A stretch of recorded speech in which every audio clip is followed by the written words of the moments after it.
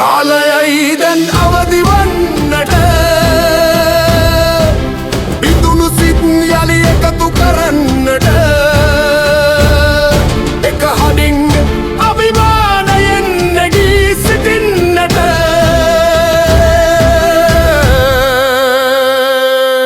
ලක් මවට ජය රැගෙන එන්නට මන්ත්‍රීතුමනි දැන් 21 වෙනිදා සූදානම ගැන කතා කරන්න කලින් මම හිතනවා අපි අසන අපිව බලන ජනතාවගේ අවබෝධය සඳහා යම්කිසි තැනක් තියෙනවා නිරවුල් කරගන්න ඕනේ කියලා. ඒක තමයි දැන් පහුගිය පාර්ලිමේන්තු මැතිවරණයේදී ආණ්ඩු පක්ෂයට ඡන්දෙ දුන්න අය ඡන්දෙ දුන්නේ මේක ශ්‍රමදානයක් කියලා හිතලා. ඒතර ඒ ශ්‍රමදානෙ ගිහිල්ලා හොරෝපාදි වලින් අහු වුණ එක ඒක වෙනම කතාවක්. හැබැයි ආණ්ඩු පක්ෂයට ඡන්දෙ දුන්නා වගේම තමන් ඡන්දෙ දෙන පක්ෂය බොහෝ දුරට විපක්ෂයට යයි. ආණ්ඩුව පිහිට ගන්න බැරි වෙයි. තමන් ඡන්දෙ දෙන අපේක්ෂකයා බොහෝ දුරට විපක්ෂීය മന്ത്രി කෙනෙක් වෙයි කියලා හිතලා ඒක දැන ඒ ගණන් හැදීම ඇතුළෙත් ඡන්දෙ දුන්න ඒ පුරවැසියත් හිතුවා ටිකක් වෙනස් පාර්ලිමේන්තුවක් අපිට ඕනේ කියලා. කියන්නේ වෙනස් ආණ්ඩුවක් බලාපොරොත්තු වෙමින් මාලිමාවට ඡන්දෙ දුන්නා වගේම වෙනස් විපක්ෂයක් බලාපොරොත්තු වෙනුත් ජනතාව ඡන්දෙ දුන්නා විපක්ෂීය පක්ෂවල ඡන්දෙ දීපු කට්ටිය. එතකොට ඔබතුමා හිතනවාද අවුරුද්දක් යන තැන දැන් අවුරුද්දක් යන තැන කොහොමද මේ පාරිශුද්ධවාදයේ 159 ඇතුලේ කැඩුනේ කියලා දැන් රට ඔප් වෙලා ඉවරයි.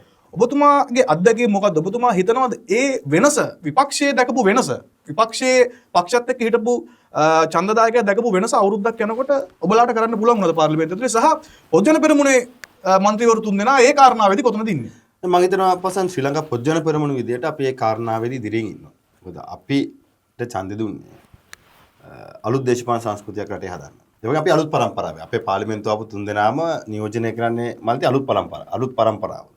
ඉතින් මම හිතනවා ඒ අලුත් පරම්පරාවට ඔබින විදිහට අපේ පක්ෂයේ සම් වෙනසක් වෙයි කියලා උන් විශ්වාස කරනවා. ඉතින් ඒ වෙනස අද වෙමින් පවතිනවා. ඒ වගේම පක්ෂයේ අභ්‍යන්තරයෙන් අපි යම් වෙනසක් සිදු කරයි කියලා උන් විශ්වාස කරා. අපි ඒක කරමින් පවතිනවා. ඒ වගේම හෙළ සංස්කෘතිය ආරක්ෂා කරන ගමන් නවීකරණය කරා යන්න පුළුවන් ප්‍රතිපත්ති මාලාවකට අපේ පක්ෂය යොමු වෙයි කියලා උන් විශ්වාස කරා. ඒක අද වෙමින් පවතිනවා. ඉතින් මම හිතනවා ශ්‍රී ලංකා පොජ්ජන පෙරමුණට අලුත් මුහුණුවරක් දුන්න ජනතාව පහුගිය මැතිවරණ. ඉතින් මම එහෙම කියන්නේ පැරණි අය හොඳ නෑවත් මේ අලුත් පිරිසක් එන්න ඕනේ කියන මතවාදී ඉඳලා නෙවෙයි. හැබැයි ජනතාවගේ යම් බලාපොරොත්තුවක් තිබ්බා. ඒ බලාපොරොත්තු ජනතාව ඇත්තටම වෙනසක් හෙව්වා. ඒ වෙනස ඇතුලේ උන් විශ්වාස කරා මේ අලුත්ෙන් යවන මුහුණවල් තුල ඒ වෙනස ඇති කරන්න පුළුවන් හැකියාවක් තියෙයි කියන කාරණා. ඉතින් අද ඒක යථාර්ථයක් බවට පත් වෙලා තියෙනවා. ඒ වගේම අද අපි දකිනවා අපේ පක්ෂය ඇතුලේ ඉන්න පැරණි සහ ජ්‍යෙෂ්ඨ නායකයොත් ඒ වෙනසට අනුගත වෙනවා.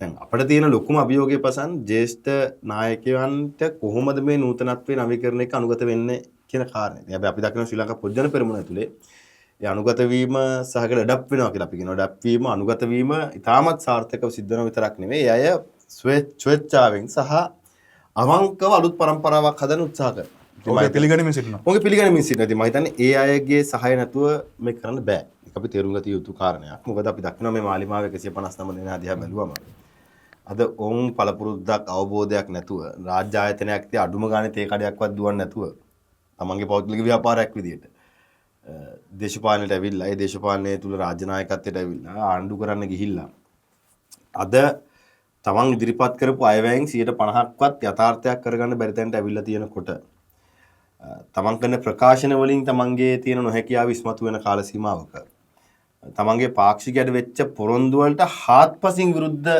කාරණාවන් වල නිරත වෙලා ඉන්නකොට පොදුවේ සමාජය අපිට ඇහෙන දේ තමයි මෙයාට තේරෙන්නේ නැහැ. මෙයාට පළපුරුද්දක් නැහැ. මෙයා මේක දන්නේ නැහැ. ඉතින් මම හිතනවා ඒකට අපි උත්තරයක් හොයන්න ඕනේ. දැන් නාම රාජපක්ෂ කිව්වමත් අවුරුදු 39ක 40ක කෙනෙක්. හැබැයි අපි මේකට උත්තරයක් හොයන්න ඕනේ. ඉතින් මම හිතනවා මේ ගමන ඇතුලේ ඒ ජ්‍යෙෂ්ඨ නායකයන්ගේ අවවාද අනුශාසනා සහ මැදිහත් වීමත් තියෙන්න ඕනේ. ඒක අත්‍යවශ්‍යයි. ඒක අත්‍යවශ්‍යයි. මොකද අපේ සිස්ටම් එක හැදිලා තියෙන මේ විදිහට. සිස්ටම් එක වෙනස් කරනවා කියන්නේ සිස්ටම් එක විනාශ කරනවා කියන එක නෙවෙයි. සිස්ටම් එක අප්ග්‍රේඩ් කරන්න ඕනේ. හැබැයි අප්ග්‍රේඩ් කරනකොට සිස්ටම් එක අඳුරගෙන අප්ග්‍රේඩ් කරන්න ඕනේ. එහෙම නැත්නම් දැන් Apple phone එකකට ඕන software එකක් අපි Android එකේ download කළා වැඩක් වෙන්නේ නැහැ නේ. දැන් අද වෙලා තියෙන එහෙම එකක්. අද අවශ්‍ය software එක නෙවෙයි ආණ්ඩුව download කරලා තියෙන්නේ. වෙන JVP එකට අවශ්‍ය software එක NPP එකෙන් download කරලා තියෙනවා. හැබැයි අන්තිමට දැන් JVP එකත් කිය ප්‍රතිපත්තිත් නැහැ NPP එකත් නැහැ. දෙක ජෑම් වෙලා තියෙනවා. ඉතින් එතනට අපිට යන්න බෑ. ඉතින් මම හිතනවා මේ ගමන ඇතුලේ පාක්ෂිකයෝ සහ මේ අපිට ඡන්ද දීපු අය අපේක්ෂා කරපු ඒ නවීනත්වයේ නූතනත්වයේ සහ නවීකරණයේ ශ්‍රී ලංකා පොජ්ජන පෙරමුණ ඇතුලේ තියෙනවා.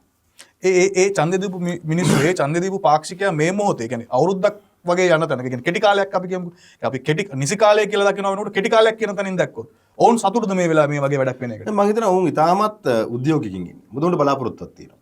මොකද උන්ට බලාපොරොත්තුවක් තියෙනවා වැඩ කරන්න පුළුවන්, වැඩ කරන්න දන්න, වැඩ කරපු පිරිසක් එක්ක අපි දේශපාලනය කරන්නේ. ඒ වගේම අවංක පිරිසක් එක්ක. සවුන්ට බලාපොරොත්තුවක් තියෙනවා ඉදිරි කාල සීමාව තුළ ශ්‍රී ලංකා පොත්ජන පෙරමුණ ප්‍රමුඛ ආණ්ඩුවක් බිහි කරන්න පුළුවන් හැකියාව තියෙනවා කියලා. ඉතින් මේ බලාපොරොත්තුව සහ මේ වැඩපිළිවෙල සහ දැක්ම එක්ක අද ඔවුන් ඉතාමත් තෘප්තිමත් සහ උනන්දුවෙන් වගේ උද්‍යෝගයෙන් තමන්ගේ පාක්ෂිකව එක රාශි කරගෙන අපෙන් ඈත් වෙච්ච අය ලං කරගෙන ඒ ගමන යනවා. ඒකම හිතන උන් තවත් වඩාත් උද්‍යෝගිමත් වුණා මේ අතිගරු වර්තමාන ජනාධිපතිතුමාගේ අයවැය කතාවෙන් පස්සේ. මොකද වර්තමාන අද අතිගරු ජනාධිපති අනුර කුමාර දිසානායක අපේ අතිගරු වර්තමාන ජනාධිපතිවරයා ගේ අයවැය කතාවේ සමහර අදහස් යෝජනා මහින්ද රාජපක්ෂ 2010 තමන්ගේ ප්‍රතිපත්ති ප්‍රකාශනයේ දාපු අවුරුදු 15කට කලින්. 15කට කලින්. කියන්නේ මහින්ද රාජපක්ෂ අවුරුදු 15කට කලින් දැකපු දේ තමයි අද වර්තමාන ජනාධිපතිවරයා දකින්නේ. හැබැයි ඒකම කියනවා දැන් මේකට විරුද්ධ වෙන්න එපා කියලා. හැබැයි අවුරුදු 15කට කලින් විරුද්ධුනේ මෙයාලා. අවුරුදු 15කට කලින් මහින්ද රාජපක්ෂ අධිවේගී මාර්ග හදනකොට විරුද්ධුනේ මෙයාලා. මහින්ද රාජපක්ෂ මෙරින් ඩ්‍රයිව් එක පෝත් සිටි එකට ගේනකොට විරුද්ධුනේ මෙයාලා. පෝත් සිටි එක හදනකොට පෝත් සිටි එක තමයි ලංකාවේ ආර්ථික කේන්ද්‍රස්ථානය කියනකොට සීගිරියක් කඩන්න ඕනේ කියලා කිව්වේ මේ අය. ඒතර ශැංග්‍රිලා හෝටලේ වරි ITC හෝටලේට ඉඩම් ලබා දීමේදී අලුත් ප්‍රතිපත්තියක් හදලා ආයෝජකයා ආකර්ෂණය කරගත යුතුයි ප්‍රායෝගික වෙන්න ඕනේ කියලා අපි යෝජනා කරනකොට ඒකට විරුද්ධුනේත් මේ කට්ටිය. දැන් මම ක්‍රීඩා ඇමතිවරයා කාලේ ක්‍රීඩා සංගම් වලට ක්‍රීඩා පිට්නින් ලබා දීමේදී රජයේ වර්තමාන තක්සේරු ක්‍රමය වෙනස් වෙන්න ඕනේ. සහ උන්ට මේක ආයෝජනයක් විදිහට ඉස්සරහට යන්න ඕන කියලා අවස්ථාව දෙනකොට ඒකට විරුද්ධුනේ මෙයාලා. හැබැයි අද ජනාධිපතිතුමා අයවැය කතාවේදී එක් කියනවා. මට සතුටුයි. මට ඒක සතුටුයි. මොකද එක පැත්තකින් අපි 2010 දැකපු දේ අවුරුදු 10 15කට පස්සේ මෙයා දැන් හරි කියන පටන් ගන්න තියෙනවා. ඒ නිසා මම හිතන්නේ අපි කෙරෙහි යම් අවිශ්වාසයක් තිබ්බනම් අපි කියන සමහර යෝජනා, සමහර ව්‍යාකෘති, සමහර දේවල් රටට ඔබිනවද නැද්ද, අදට ගැලපෙනවද නැද්ද කියලා කල්පනා කරපු මනුස්සයට තවදුරටත් තහවුරු නෑ. එදා අපි කරපු දේ හරි. අවුරුදු 15කට 20ක ප්ලෑන් එකකට තමයි එදා අපි රට පාලනය කරේ. අපි ක්‍රියාත්මක වුණේ. අපි රට හැදුවේ. ඒ හින්දා තමයි අද වර්තමාන ජනාධිපතිවරු අවුරුදු 15කට පස්සේ මේ යෝජනා ක්‍රමය ගැන ඉතාමත් සතුටින් කතා කරන්නේ. කරන්න ඕනේ කියලා කියන්නේ. ඉතින් ඒ නිසා මම හිතනවා මේ අතිගරු ජනාධිපතිතුමාගේ කතාවෙන් පස්සේ ශ්‍රී ලංකා පොත්ජන පෙරමුණේ අපේ පාක්ෂිකයෝ ඉතාමත් උද්‍යෝගයෙන් වෙනදට වඩා උද්‍යෝගයෙන් මේ රැස්වීමට ලෑස්ති වෙනවා. ලක් මවට ජය රැගෙන එන්නට